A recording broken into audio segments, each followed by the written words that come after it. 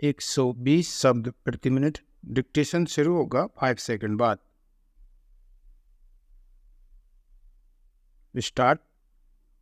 अंग्रेजों को राष्ट्र भाषाओं की सूची में सम्मिलित करने के लिए जो सुझाव सदन के सामने आया है, उसका विरोध हम इसलिए नहीं कर रहे हैं कि हमें किसी भाषा से दुश्मनी है। यदि हम अंग्रेजी भाषा के आधार पर विद्वान बने हैं तो यही कहकर कि हम उसी के द्वारा बने रह सकते हैं। हिंदी को पीछे रखना उचित नहीं है। यह भ्रम सारे देश में फैलाया जा रहा है कि हिंदी से हमारी प्रगति नहीं हो सकती है। इसके विपरीत मैं देखता हूँ कि देश को यदि कोई भाषा 2 भागों में बांट रही है तो वह अंग्रेजी भाषा ही है। जिनको हिंदी नहीं आती वे समझते हैं कि हिंदी पढ़े लिखे लोग उन पर हावी हो जाएंगे। मेरी समझ में तो यह बात नहीं आती। जो आदमी विदेशी भाषा का पंडित बन सकता है, उसे हिंदी का साधारण ज्ञान प्राप्त करने में कौन सी कठिनाई आ सकती है। हिंदी तो इतनी सरल भाषा है कि थोड़े से संपर्क से ही आदमी हिंदी जान लेता है और अपने भाव प्रकट कर लेता है। ऐसी अवस्था में यदि हिंदी राष्ट्रभाषा का स्थान ग्रहण करती है तो हमारा अंग्रेजी से संबंध टूटने वाला नहीं है।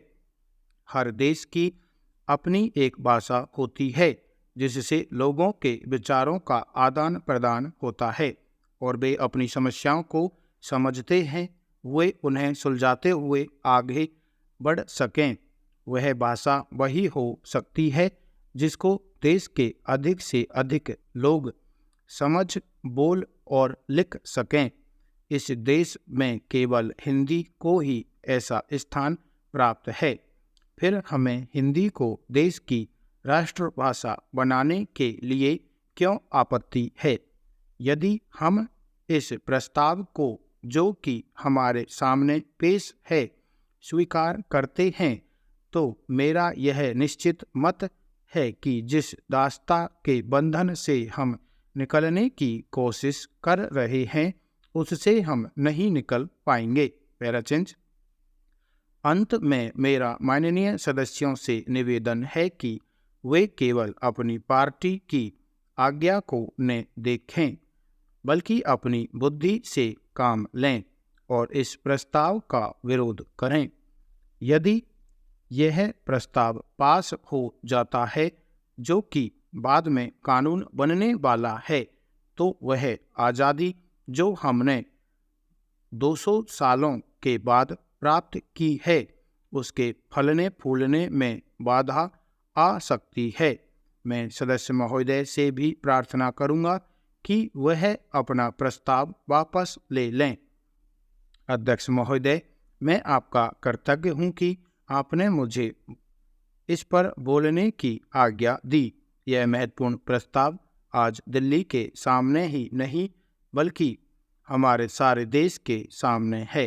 पिछले 2-2.5 साल से बराबर हम इस पर विचार करते आ रहे हैं और यह सोच रहे हैं कि हमारे देश में जो असमानताएं हैं उनको किस प्रकार से दूर किया जाए। हमारे देश में करोड़ों जनता ऐसी है जिनको आराम से खाना नहीं मिलता, कपड़ा नहीं मिलता और जिनके पास रहने के लिए मकान नहीं है और जीवन की जो बुनियादी आवश्यकताएं हैं जो सबको मिलनी ही चाहिए वह भी नहीं मिलती हैं। ऐसे लोगों को किस प्रकार से सहायता पहुंचाई जाए, यह प्रश्न आज हमारे सामने है। इस संबंध में जैसा कि माननीय सदस्यों को मालूम होगा कि हमारे देश में जो सबसे मुख्य पार्टी कांग्रेस पार्टी है, वह इस प्रकार के आयोजनों को आगे बढ़ा रही है। इस बात पर कई महीनों से विचार हो रहा है। कई राज्यों में बिल की शक्ल में भी चीज़ें सामने आई हैं और सबने देश के हित को सामने रखते हुए इस मामले को अभी स्थगित रखा हुआ है। पैराचेंज। लेकिन सब लोग जानते हैं कि किसी भी देश में अगर सामाजिक न्याय की बुनियाद न डाली जाए तो उस देश की आज़ादी पूरी नहीं मानी जाती है। ऐसी स्थिति में हम इस देश में एक बहुत बड़ा काम करने जा रहे हैं।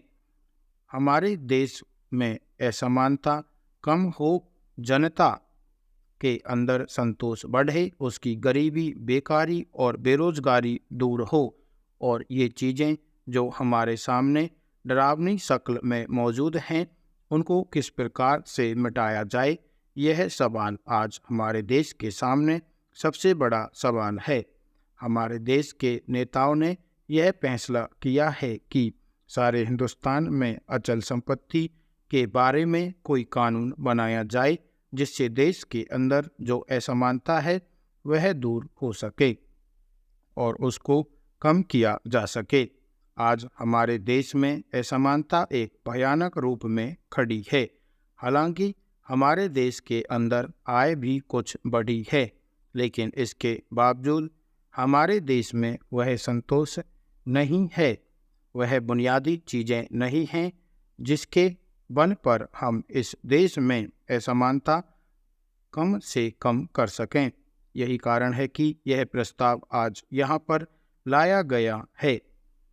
अध्यक्ष महोदय, अभी अभी जो प्रस्ताव हम लोगों के सामने इस सदन में रखा गया वह सचमुच में एक विचारणीय विषय है। आज हमारे देश की हालत किसी से छिपी नहीं। हर आदमी जानता है कि देश के कई भागों में वर्षा नहीं हुई।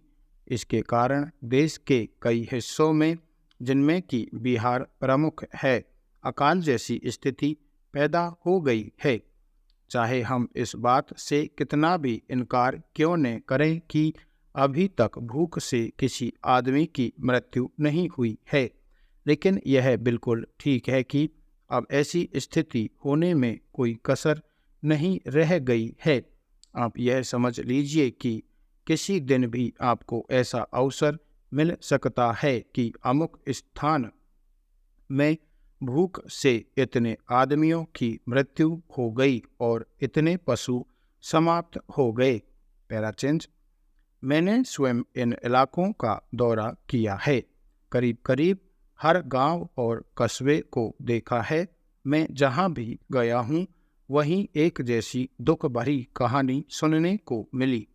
हर ग्रामवासी के मुंह पर एक ही शिकायत है कि इस साल हमारा क्या होगा। उनके पास अनाज का भंडार समाप्त हो गया है, पशुओं के चारे की व्यवस्था नहीं है और सरकार द्वारा कोई उचित प्रबंध अभी तक नहीं हुआ। बेशक सस्ते गल्ले की बहुत सारी दुकानें खोलकर सरकार ने इस दिशा में एक सराहनीय कदम उठाया है, किंतु यह दुकानें अभी बहुत कम संख्या में हैं और गांवों से बहुत दूर दूर भी हैं। इन दुकानों की दूरी और भी इसलिए अखरती है क्योंकि आजकल पानी न होने से ग्रामवासी किसी और मेहनत मजदूरी की तलाश में लगे रहते हैं। ऐसे समय यदि उन्हें अनाज प्राप्त करने के लिए अपने गांव से मीलों दूर जाना पड़े और उनके आने जाने में ही पूरा दिन समाप्त हो जाए, तो फिर आप ही बताइए वे बेचारे क्या करें।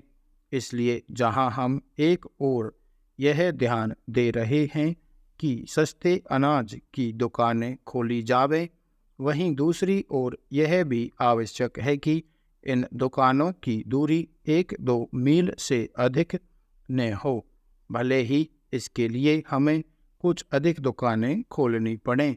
यह एक बहुत ही आवश्यक बात है और हमें इसका ध्यान रखना चाहिए। ऐसा करने से हो सकता है कि कुछ अधिक खर्च भी हो, लेकिन ऐसा न करने से काम न चलेगा। स्टॉप।